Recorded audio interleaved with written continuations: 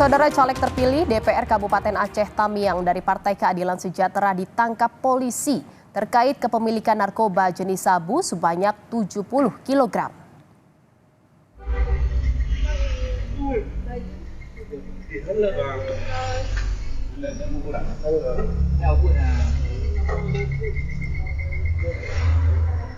Caleg DPRK Aceh Tamiang dari PKS bernama Sofyan ditangkap polisi saat tengah berbelanja di sebuah toko pakaian di Aceh Tamiang pada Sabtu 25 Mei lalu.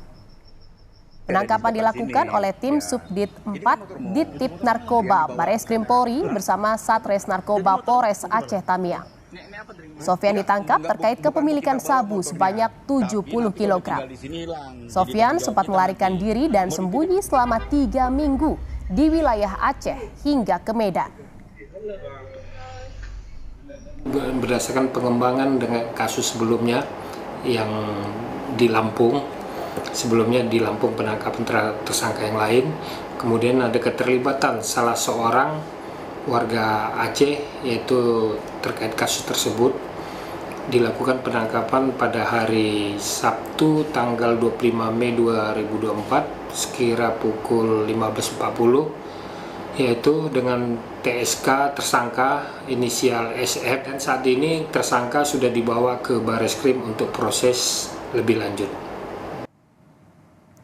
Caleg terpilih DPRK Aceh Tamiang dari Partai PKS Sofyan langsung dibawa polisi ke Jakarta untuk menjalani pemeriksaan terkait kepemilikan sabu seberat 70 kg. Dirtipit Narkoba Bareskrim Polri, Brigjen Mukti Juharsa mengatakan, sebelumnya polisi telah menangkap 3 orang kaki tangan Sofyan di Bakahuni, Lampung pada 10 Maret 2024. Sofyan diakui sebagai pemilik sekaligus pengendali sabu yang berasal dari Malaysia. Mukti mengatakan, atas kasus ini, Sofyan akan dijerat Undang-Undang Narkotika dan tindak pidana pencucian uang.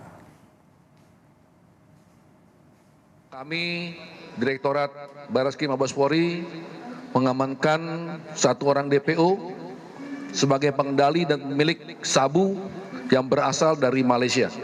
Ya, di mana pada tanggal 10 Maret tahun 2024 kita telah mengamankan 3 orang inisial S, R, dan I.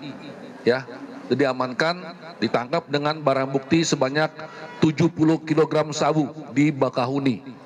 Operasi ini gabungan antara Bareskrim Polri dan Polda Lampung untuk mengantisipasi masuknya barang-barang haram atau barang narkotika ke wilayah Jakarta atau Jawa. Komisi Independen Pemilihan atau KIP Aceh mengatakan hingga kini Sofyan masih berstatus sebagai caleg DPRK Aceh Tamiang terpilih dari PKS. Proses penggantian status caleg terpilih harus menunggu hasil keputusan pengadilan yang telah berkekuatan hukum tetap.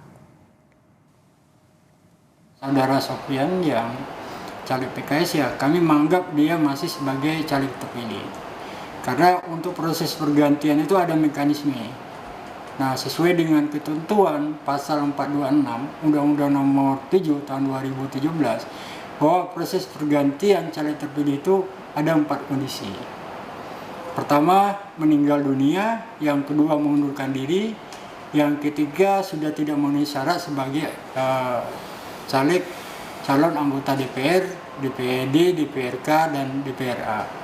Dan yang keempat, dinyatakan bersalah berdasarkan putusan pengadilan.